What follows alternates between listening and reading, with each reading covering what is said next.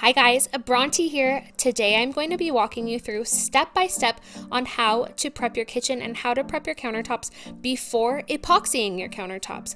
I'm going to give you a very thorough step-by-step process and show you exactly what we used to prep our countertops to achieve maximum results before applying our epoxy. If you have not seen my how to epoxy your countertop video yet, go and check that out after you are done watching this one. You are not going to want to miss the transformation.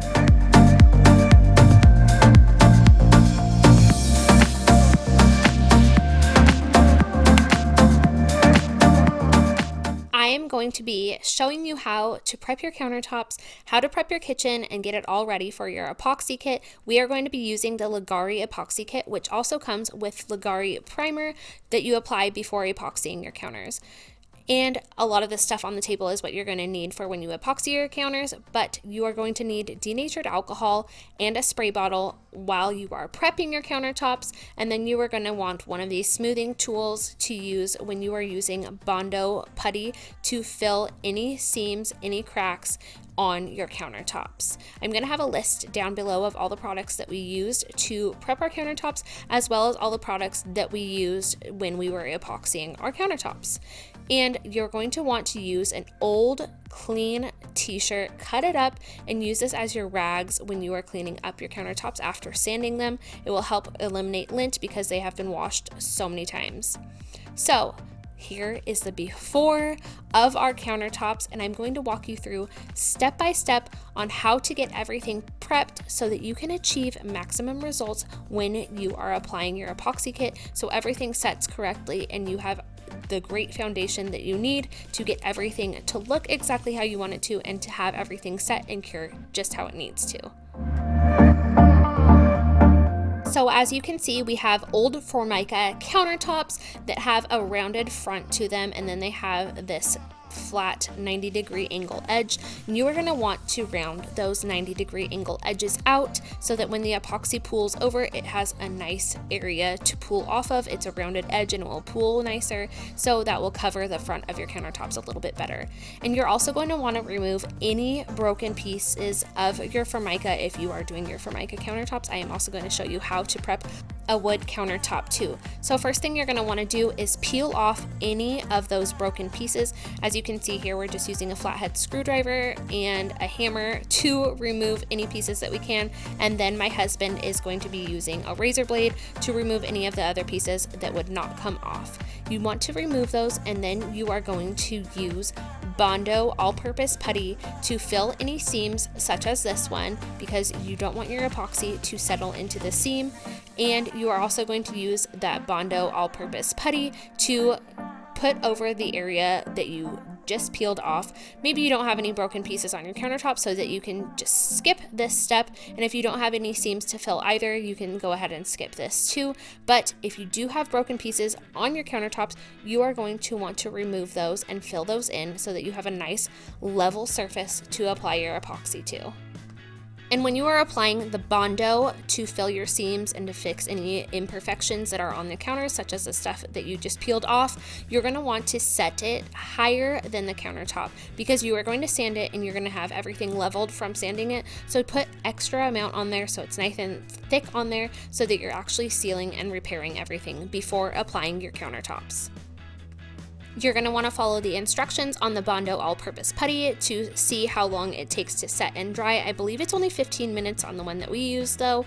And then you are going to take your sanding tool or your sandpaper if you are doing it by hand, and you are going to sand everything down and make it all level. And then you are also going to sand your countertops using 80 grit sandpaper. You want to remove whatever finish is on your countertops. And you're going to have to be the judge of how long it takes to sand. It could take barely any sanding, it could take a lot of sanding, but you want to remove that finish so that you have a primer bonding to your countertops, so that your epoxy can bond to your primer well and have a nice chemical bond between the two of those. So you're going to want to sand your backsplashes. You're basically just going to want to sand any surface that you are epoxying. And like I said, if you have those 90-degree angles on your countertops, you are going to want to round or use a router to router those edges. We don't have a router, so we just use the sander to round them off a little bit so that the epoxy can pool over the edges easier.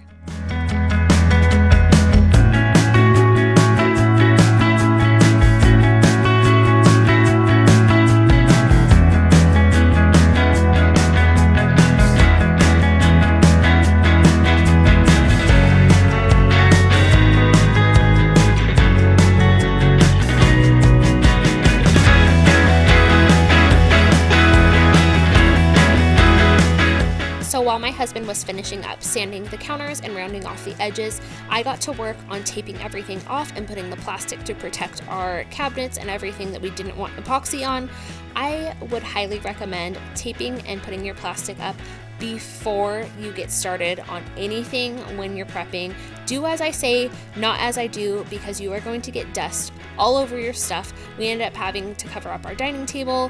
We just weren't really thinking about covering everything before sanding, and I would highly recommend you cover your stuff, tape it all off before you get started with the sanding, especially because the tape will not stick to any dust that is left behind from sanding. And you want to create a really good seal on whatever you want to protect from the epoxy, because it is super hard to get off, and you do not want that on your cabinets unless you're refinishing your cabinets. Then I guess it's whatever, because I'm going to be refinishing ours and I did get some on the cabinet, so I wasn't too worried about it. But definitely tape everything off and put your plastic up before you get started. Like I said, do as I say, not as I do. So when you sand any wood surfaces and get those all prepped, you're going to want to remove the finish like you did on your other countertops or on Formica like I had explained before, but you are going to want to use 120 grit sandpaper. You're not trying to destroy your countertops before priming them and getting them all ready to put the epoxy on. You just want to remove that finish. And then on this countertop, we did have 90-degree angles, so we just rounded those off. You can use a router, like I had said earlier, to round off these edges so that the epoxy will pool easier. But basically, you just want to scuff up the surface and remove any finish that is on there that will interfere with the chemical bond between the primer or the primer and the epoxy.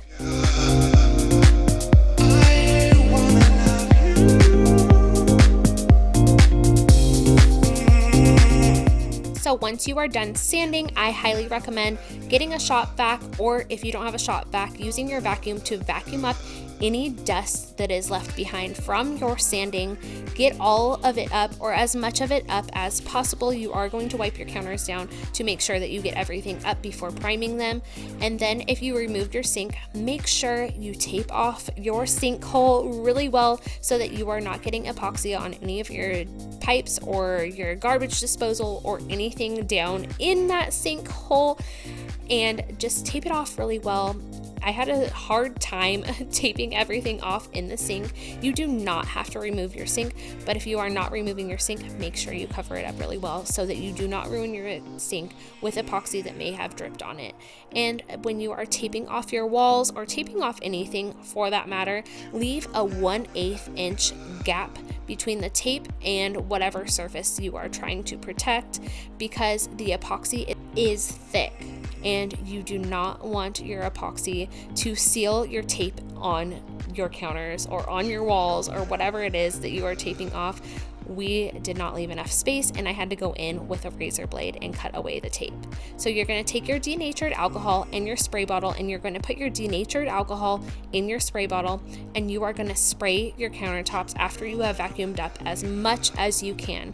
We are using the old t-shirts that I was telling you about to eliminate as much lint as possible when wiping down the counters, and you're just going to want to wipe down your counters really well. Keep turning this shirt or whatever old rag you are using inside out as much as possible so that you are not just spreading the dust around, and make sure you remove as much dust as you can.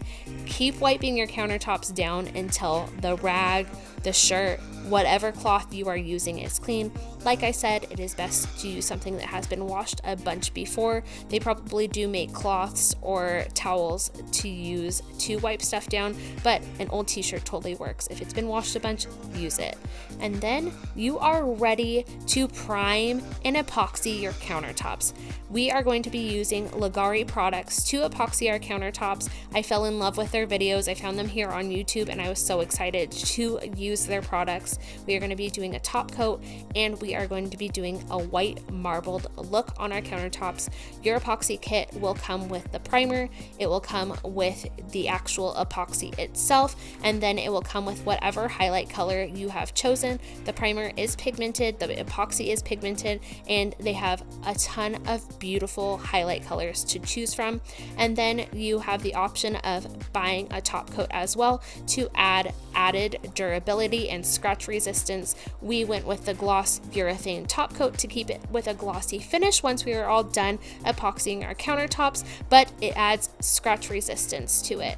I'm so excited about how everything turned out. Make sure you go and check out my how to epoxy your countertop video once you are completely done watching this. It is a very thorough step-by-step process on how we achieved a gray and white marble look with their white epoxy kit and some gold spray paint. I know, gold spray paint to get gray marbled countertops. You're just gonna have to go and check out the video and see for yourself.